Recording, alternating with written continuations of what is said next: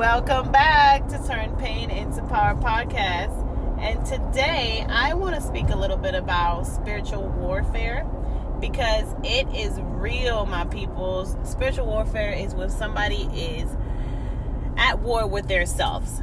So they are not able to really, they're not really able to add value to you because they are in a constant war with themselves, and that's exactly what they project onto others, and the perspective that they have is based on that. So based on whatever war they have with their selves is the perspective that, which is typically negative, a negative perspective. And honestly, it really brings down the ones around those people, and it's a lose-lose battle.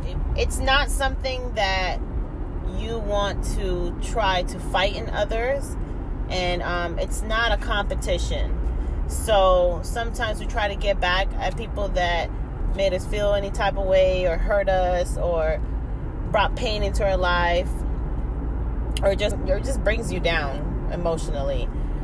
Being around their energy, it brings the worst out of you. It's not tit for tat. It's a lose-lose battle. So anyone that is in spiritual warfare that is basically at war with themselves, those type of people need to be left alone. They are already fighting their own demons, and because of that, they put that energy out to the world. So anyone that is around them will have to be around that energy. But yeah, let people fight their own demons by themselves, because honestly, it's not something that you can beat. It's not a battle that you want to fight.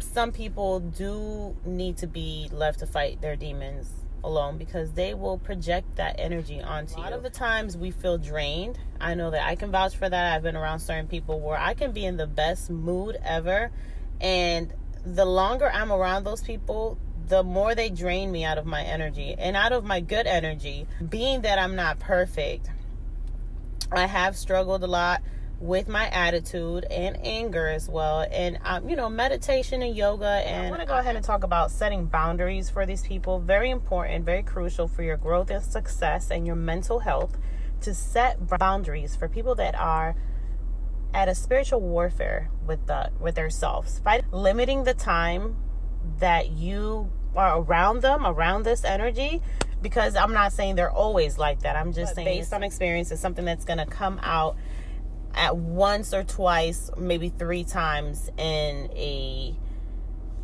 setting where you're around them. So 2-3 times that somebody projects this energy onto you, and by the 3rd time, honey, by the 3rd strike, you're gonna get me to snap back. And that's what you don't want to do. You don't want to feed that energy. That's 1. 2, you don't want to let nobody get you upset and steal your joy, And 3, in order to stay in control and not let your emotions overpower and cloud your logic and act on emotion, you want to be in control. So limiting the time, that's the first one. Limiting the time, that way not only are you in control, but also you are mentally equipped and prepared to deal with the different, because we all have family members that are difficult, that are like this, find the negative in everything, try to fight everyone. They're at war with themselves. So for God's sakes, that's not something that you can fix. You don't want to go ahead and fight other people's demons.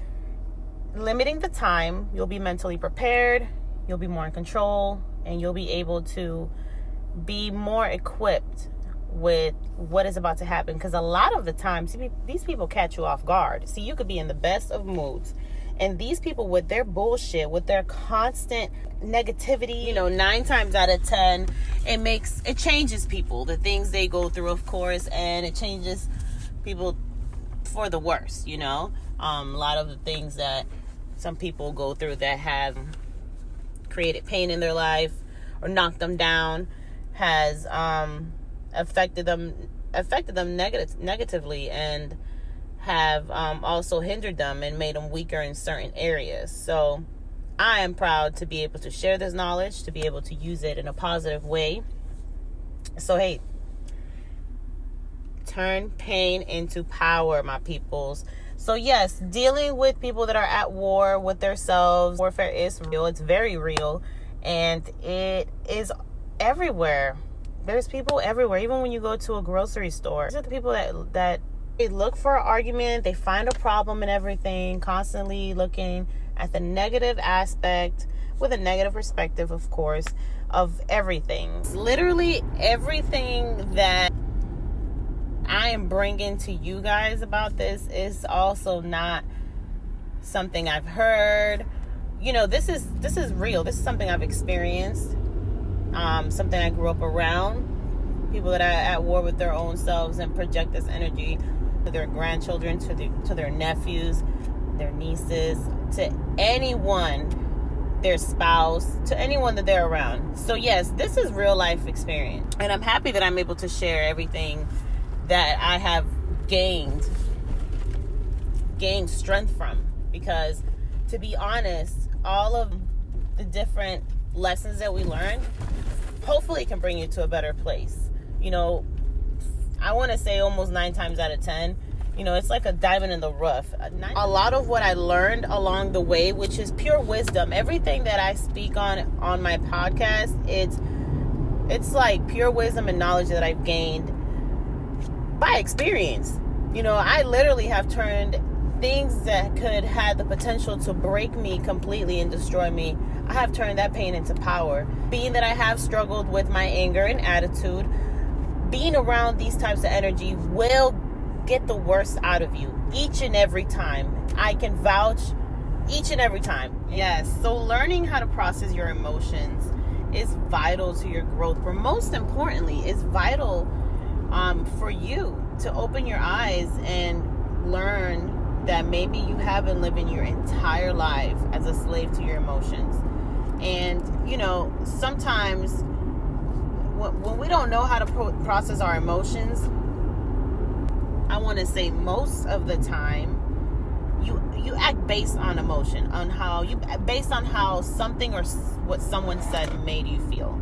Sometimes tone is everything, but a lot of people have their own issues, and we can't allow their tone to make you act on emotion, because at the end of the day, you can only speak for yourself. The healing journey is for you and only you, and it's something that someone that wants to heal, and they pretty much feel good because now they are in control. What they're not in control is themselves. Now they're in control of you because they're controlling your emotions. So, and let's not fall prey to being a slave to our emotions, to allowing our emotions to blur our vision, cloud our thought process and our logic. You know what I mean? So let's go ahead and try our best, because that's all you can do. And it's a healing journey. So, but trying your best by being aware, by not turning a blind eye, by not allowing people to distract your thought process and your logic, you're able to process your emotions better when you're not a slave to your emotions. Hey, hashtag turn pain into power. I'm trying to help you. By limiting the time that you subject your energy to these types of people, you'll be more in control, and you'll be more prepared to be around this energy, and they won't catch you off guard, because guess what? You will be alert. You'll be aware. You'll be playing an active role in analyzing and observing the people around you. The people that you sometimes are so close to and love so much that you turn a blind eye to certain acts that they do.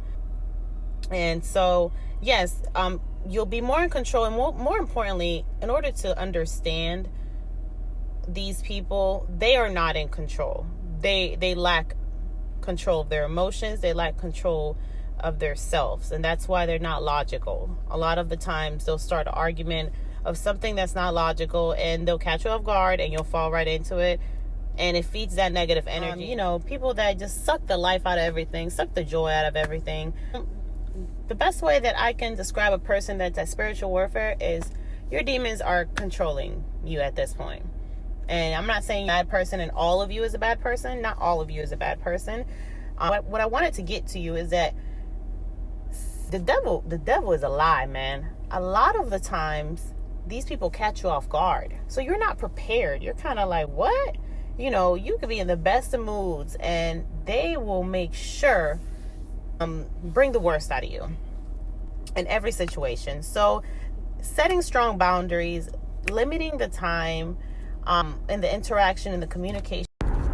So childhood trauma and emotional abuse are key factors in living your life based on emotion.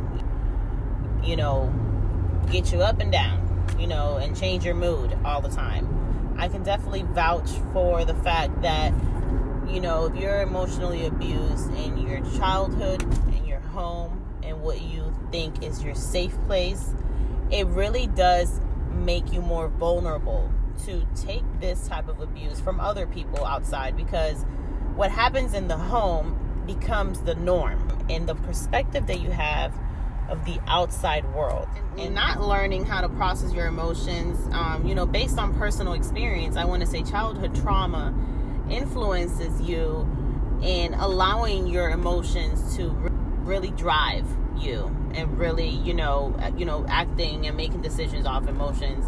And childhood trauma is something that it's a journey to process. It's a journey to heal from. And the types of things that you take from other people and that you allow makes you more vulnerable to really allow some type of behaviors from other people. And I hope this message inspires you and motivates you to take the right actions dealing with people that are, at war with themselves and are not helping you grow, are not bringing value to your life, are bringing you down, and sometimes not just bringing you down, but really distracting you, being a big distraction and something in your way. So stay strong, turn that pain into power each and every day. The first step to anything, it's not only looking at it straight in the face and realizing that you have an issue, that you're struggling with something, and that you want to seek help, but the first and foremost step is being real with yourself.